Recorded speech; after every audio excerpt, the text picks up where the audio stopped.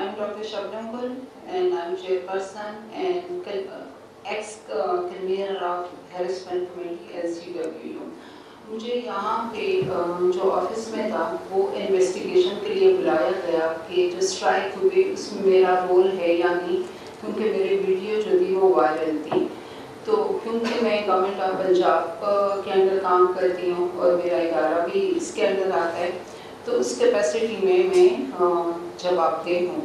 तो इसके लिए जो मुझे इन्वेस्टिगेशन के लिए कॉल की गई, मैं अवेयर हुई ऑफिस में और मैंने अपनी एक्सप्लेनेशन दी। मैं किसी पॉलिटिकल कैपेसिटी में, किसी भी जमात की कैपेसिटी में मैं यहाँ पे अवेयर नहीं हुई। मैं क्योंकि उस टाइम पे जब ये इंसिडेंट हुआ स्ट्राइक, तो मैं हैरेसमेंट कमेटी की कन्वीनर थी और मेरा काम ये था, मुझे वाइस चांसलर ने कहा कि आप ये सारी सिचुएशन को देखें और अगर स्टूडेंट जो है वो गुस्सा है तो उनको काम डाउन करें।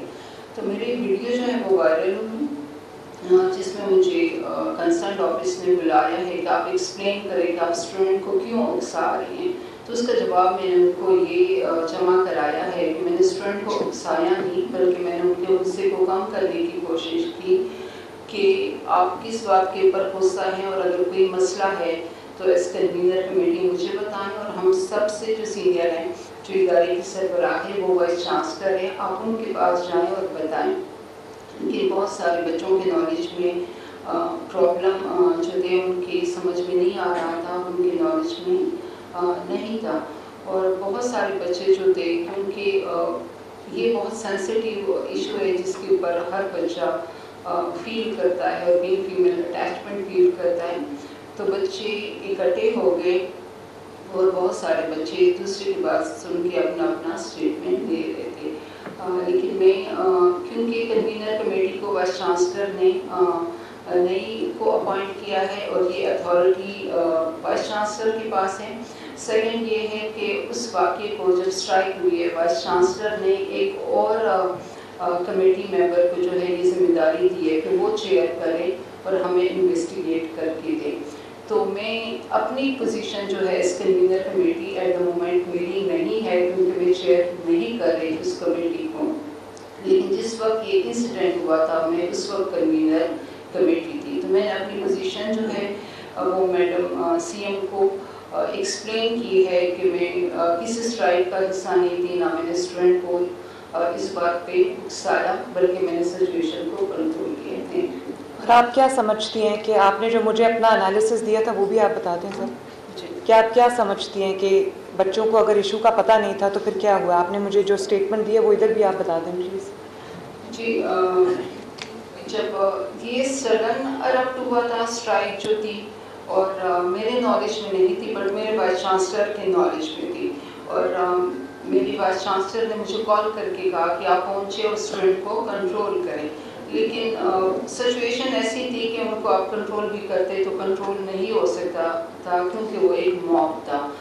कुछ बच्चे सुने बगैर समझे बगैर चल रहे थे, कुछ को अंदाज़ा था और उनके अंदर एक गुस्सा था कि बाहर से कोई ऐसा इशू हुआ है जो कि हम कह सकते हैं कि लकीली जो भी है कि हमारे कैंपस पे इस तरह का इंसिडेंट नहीं था।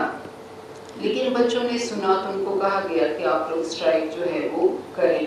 बच्चे उनकी तरफ चल पड़े और स्ट्राइक का हिस्सा बन गए। थैंक यू प्रोफेसर साहब, थैंक यू।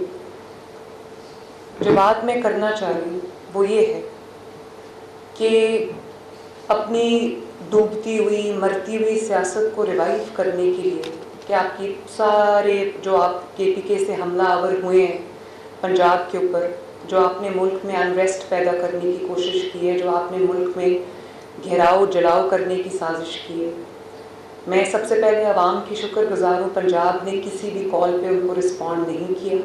इन्होंने मल्टीपल कॉल्स दी, केपीके के चीफ मिनिस्टर उसको लीड करते रहे। उन्होंने केपीके के चीफ में, मैं बहुत बार ये मीडिया पे आके ये बात कह चुकी हूँ कि केपीके के चीफ मिनिस्टर ने सरकारी वसाइल, सूबे के वसाइल जो सूबे के अवाम का हक था, 1122 की गाड़ियाँ, एम्बुलेंसेस, फायर ब्रिगेड जो सूबे के अवाम के लिए, वो उससे लेस होकर खैबर पख्तूनख्वा से पंजाब पे और वफाक पर हमलावर हुए। और एक ऐसे अगली सीन्स जिनको पूरी दुनिया ने देखा कि वाटर कैनन्स चल रही हैं, आंसू टीयर गैसिंग हो रही है, यहाँ से भी हो रही है, वहाँ से भी हो रही है। मैंने कभी ये सीन्स पहले नहीं देखे कि एक सूबा पूरे साजो सामान के साथ, असले के साथ दूसरे सूबे पे, किसी दूसरे मुल्क पे नहीं, दूसरे सूबे पे हमला आवर हो रहा है।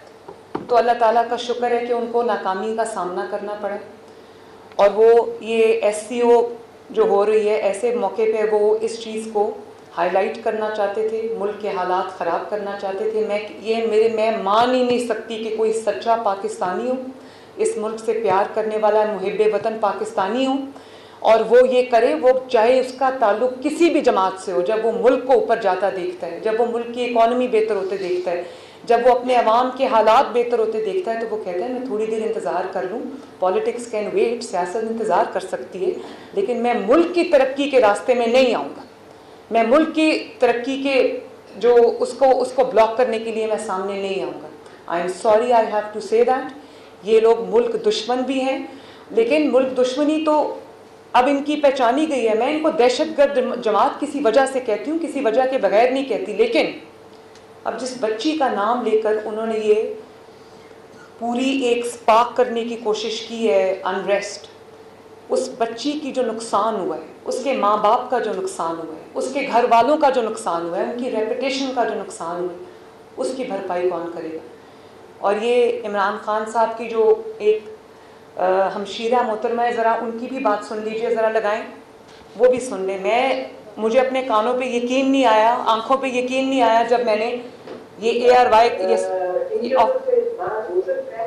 क्योंकि इन्होंने जो आज किया वो बहुत ही सोचनाक है। PTI ने फॉलो किया इनके लिए कि इनको था कि इन्होंने बहुत अच्छी शक्ल दिखाने की कि पाकिस्तान में बहुत अच्छा माहौल है, लेकिन अल्लाह की तरफ से था कि वो जो बच्ची की प्रोटेस्ट हो रही है वो सारे शहरों में फैली है। अब आप सोचें, उन्होंने कहा जो पाकिस्तान का जो चेहरा इन्होंने दिखाने की कोशिश की है कि बड़ा अच्छा चेहरा दुनिया को दिखाने की कोशिश की है, तो भाई वो पाकिस्तान सिर्फ हमारा नहीं, वो पाकिस्तान आपका भी है जिसमें आप रहते हैं और ये सियासत करते हैं। पाकिस्तान का चेहरा अच्छा दिखाना हमारा फ़र्ज़ है, क्योंकि पाकिस्तान का चेहरा अच्छा हो रहा है। पाकिस्तान का चेहरा दुनिया देख रही है कि पिछले जो 2018 के इलेक्शन के बाद जो पाकिस्तान में तबाही और बर्बादी आई है, वो चेहरा अगर शहबाज शरीफ साहब और नवाज शरीफ साहब संवारने की कोशिश कर रहे हैं और वो काम हो रहा है उसके ऊपर, तो वो आपको तकलीफ क्यों हो रही? और का जो अच्छा चेहरा दिखाने की कोशिश की है, देयर बाय मीनिंग जो अच्छा चेहरा आपने दिखाने की कोशिश की थी वो हमने ख़राब कर दिया अपनी इस हरकत से। चले, पाकिस्तान का तो चेहरा इंशाअल्लाह ताला अच्छा है और अच्छा रहेगा इंशाअल्लाह ताला। मैं जो बात करना चाहती हूँ कि उस बच्ची का जो नुकसान हुआ है, उसकी माँ का जो नुकसान हुआ है, उसके वालिद का जो नुकसान हुआ है, उसकी बच्ची की माँ ने कहा कि मुझे मेरे रिश्तेदार फ़ोन कर रहे हैं, वो कहते हैं कि आपकी बच्ची के साथ वाकई ही वाक़या हुआ है। उसका और उसकी जो 4 बहनें हैं जिसकी फ़िक्र उस माँ को खाई जा रही थी, उनका नुकसान का अजाला कौन करेगा? और मैं सिर्फ इस सूबे की चीफ़ एग्जीक्यूटिव नहीं हूँ, मैं तमाम ख़वातीन को भी रिप्रेजेंट करती हूँ और मैं उन ख़वातीन के लिए मैं आवाज़ बुलंद करती हूँ। मेरी रेड लाइन है, अगर खुदा न खास्ता ये रेप हुआ होता, इस तरह का कोई भी वाक़यात, कोई दरिंदगी का कोई वाक़या हुआ होता, तो मैं खुद बग़ैर किसी के कहे मैं खुद हरकत में आती। रेप सभी भी हो रहे हैं, मैं ये नहीं कहती कि लॉ एंड ऑर्डर सिचुएशन जो है वो उसका ताल्लुक़ हमारे जो हमारी ज़हनी पस्ती है, जिसके अलंबरदार ये हैं, ये जिसको जो उस जो ज़हनी पस्ती है जिसको रिप्रेजेंट ये जमात करती है वो है। लेकिन खुदा न खास्ता कहीं ऐसा वाक़या रिपोर्ट होता है तो मैं ऑन ओथ आप में कह रही हूँ कि विदिन 2 आवर्स हम रेपिस्ट को पकड़ते हैं या जिस पे इल्ज़ाम होता है हम उसको पकड़ते हैं। अब उसके ख़िलाफ़ क्या सबूत इकट्ठा होता है, वालिदैन बच्ची का जो मेडिको लीगल टेस्ट है वो कराते हैं, टाइम पे नहीं कराते, फोरेंसिक एविडेंस होता है नहीं होता, वो मैं इसलिए नहीं कर सकती कि ये हमारे माइंड सेट्स हैं। और जाहिर है अगर कोई अपने बच्ची के ऊपर पर्दा डालना चाहता है, अपने घर की इज़्ज़त पे पर्दा डालना चाहता है, तो उसका पूरा हक है। तो वो कोर्ट में वीक एविडेंस की बिना पे वो रेपिस्ट छूट जाते हैं। लेकिन मेरी पूरी कोशिश ये भी है कि यहाँ पर ये हमारे जो AG हैं वो बैठे हैं पंजाब के, मेरी कोशिश हमेशा ये होती है कि कोई भी इस तरह का जो गनाना जुर्म करने वाला है वो कानून की गिरफ्त से बच के ना जाए। ये मेरे ख़वातीन और बच्चे और जितने भी पेरिफेरी पे रहते हैं लोग, जितने भी vulnerable sections of the society है, वो मेरी जिम्मेदारी